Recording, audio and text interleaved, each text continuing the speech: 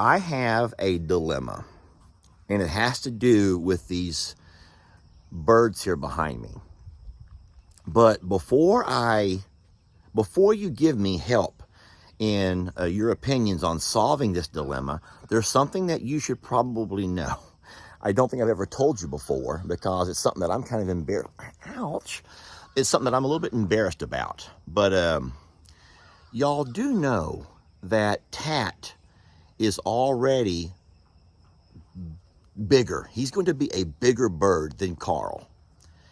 And so I'm afraid, I have this horrible fear that if Tat and Carl ever meet up, especially in trying to win the favor of a particular female, I hate to say this, and y'all are not going to want to hear this because it's going to bring back horrible flashbacks of when we first rescued Carl. But I'm sorry, I'm afraid that Tat would whip Carl's ass. Tat is going to be that big of a bird.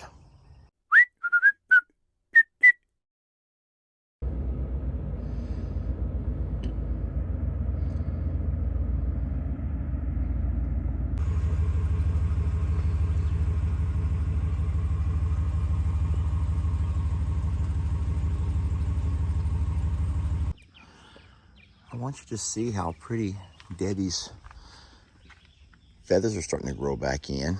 Hey, sweetie.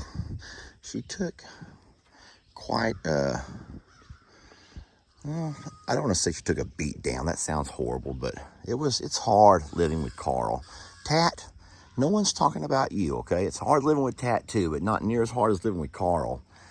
And, you know, you can't put a saddle onto an ostrich. So you just hope that they can, even though you start to see bald spots appear, all of her feathers are starting to grow back in, which is great. Friends, today we're going to have a long and thoughtful discussion about the future of our big birds. We already know that when Carl came to us, he was the victim of a much larger ostrich who had been fighting over a female. And so you know that in nature, males are going to fight, especially during the breeding season of the ostriches or of any animal, I guess. Males are going to fight for that dominant role. And now that we're not in breeding season and everyone's getting along great, it's the best time to start thinking, just thinking about what we're going to do. So today I'm going to be thinking out loud. I really would like to have your thoughts on the matter. But what I never want to see again, is a bird or any animal to get beaten up and beaten down, and in that process lose all of its confidence, all of its man points, all the things that make a man a man. That makes no sense to women, does it? Because women are probably, well, what makes me a woman? That makes me a woman, Lester.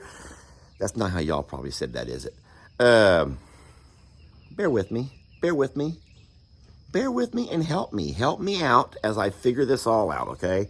But just know my ultimate goal here is that Tat, Charlie, and Carl live their best life, and no one has to ever fight if we can help it. And we can help it. We have ways to help it. Bear with me today. Bear with me. So Jamie and I have been talking a lot about if we do have to end up taking a male and female back to Plum Grove,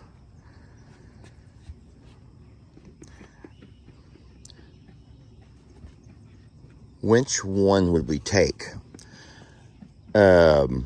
Because in all honesty, if we were to take Tat and his choice of female, which would probably have to be Wanda,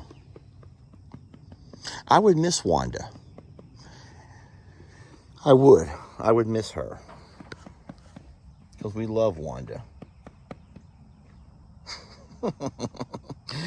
So then I thought, well, we could take Tat and Susan over here. But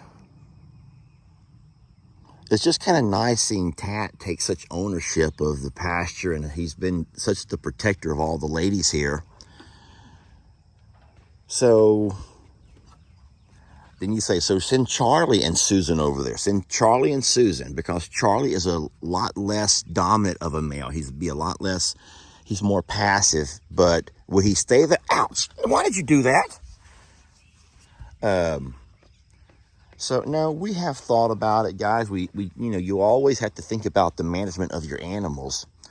And as you guys already know, that at the Plum Grove property, we, Jamie and I, are going to maintain the back pastures. Ellie and Megan will only be working in the front pastures, but my longhorns and eventually a couple of ostriches will help alleviate so many over here.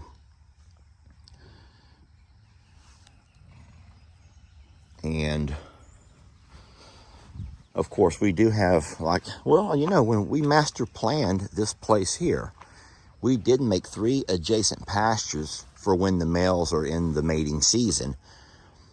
And so there's no guarantee we'll be taking any to the other property. But now that Jamie has been forced to utilize one of the paddocks for Dixie, we kind of feel like now we only have 2 pastures. And it would be unsafe to let a male during mating season be in this pasture, because they're aggressive. You already know that. And we don't want to have to go, and we are in this pasture every single day. We don't have to go inside the pasture with Carl. And as a matter of fact, through the entire 3 or 4 months that he was at his worst, we did not go inside there. And if I did, it was only on the big tractor to drop hay off or move hay around. But it would be really difficult, almost impossible, to have mature males in all of our pastures, because we have to have access to them. There hasn't been a lot of questions about it. Sometimes I would rather spend a video addressing some of your questions and concerns, and no one has really questioned it at all. And that's because we're not having to deal with, boy, I'm getting pecked on a lot this morning, because we're not having to deal with mature males over on this side. We're able to go inside the pastures with no problem. But it is something that we do think about, because we'd rather, plan ahead. Now, you're probably wondering, so when you do take the pair back, whichever pair it may be, how would you do that? Where would they stay? Would they literally run through the woods with your longhorns? No, I think they would go inside the pasture that we had built at one point for Carl. The pasture the babies were born in. It has really solid fencing. And that would be a small pasture where whoever's feeding on any given day could always do like we do now. Just put the food, hang it on the fence. And you don't have to actually go inside the pasture. Especially when the animals are in season and you don't want to have to mess with the males. I hope that makes sense to you all. So listen, what it boils down to is this. I would like to hear your ideas. If in fact, at some point, we have to move a pair of ostriches to the Plum Grove property, and if that pair of ostriches will be in the back, away from, the church kids, away from Ellie and Megan, away from Ben, in a pasture where there's no access. Only Lester would have access. So on the days that I go over, I would be the one to tend to the birds. Now, of course, they need to be fed daily, so you would have Ben or Ellie or whoever's there if I don't go that particular day feed. But my question to you all is this. Which set of birds should I take? Which pair? You would have to have at least one male and one female. So I'm wondering if you might have a better idea of which pair to take. because I really don't know. So you already know Carl and his demeanor. You know Tat and his demeanor. And I'm going to tell y'all something that's going to really bother a lot of people. Boy, how do I say this? So we still have some time before that has to happen. There's no rush on that. Mating season is officially over. Well, at least as far as our birds go. Carl has calmed down quite a bit. And these birds are not at the age yet to where they're doing much as far as mating goes. They're just in the experimental stages. But we have to decide on the moves that we're going to make while it's not mating season. And knowing that we never really want Carl to have to go up against Tat, because I'm just going to try to say this the way from a man's perspective. Or even females, if you've ever been bullied and at some point you finally found a way to get away from your bully, you finally found a way to have some pride in who you are, carry yourself, you finally, Carl carries his head held high. He is the alpha male. He is the top dog. He's the protector. He's the father. He's the leader, a fearless leader. What do you do if you begin to realize that you have another bird, in this case Tat, who's going to challenge Carl? He will. And I'm afraid Tat will also eventually show Carl that he's stronger, tougher. I don't want that to ever happen. I want Tat to continue to believe he's Tat. He's his own protector. And I want Carl to have that same confidence. And that's why I think that we should consider the fact of when we move a couple of birds over to the Plum Grove property, we make sure that Tat is the male that goes instead of Charlie, because Charlie is not. Look what y'all have done to me. Look what you've done to my shoes. And why would you have done that? Why would y'all have done that? You think those are worms or snakes? You helping me? You trying to save me from the worms and the snakes? That was sweet of you. All right, let me let you guys go.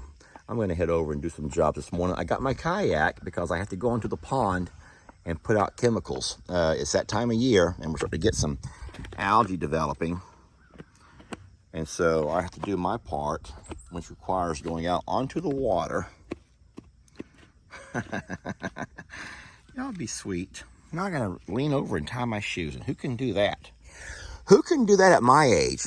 This is Tat coming here now. Look how big and strong he is. Come over here, boy. We're talking about you. We're talking about you, big guy. We're talking about you. We don't know what to do. We don't want to take you away from this beautiful place.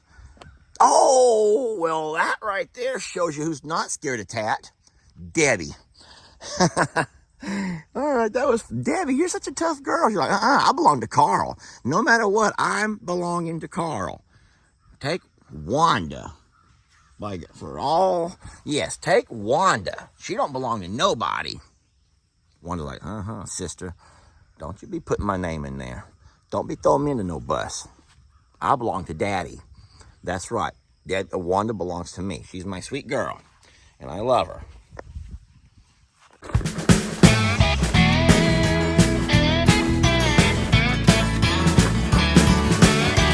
Don't let your troubles fester. Come watch Longhorn Lester. Yeah, something like that.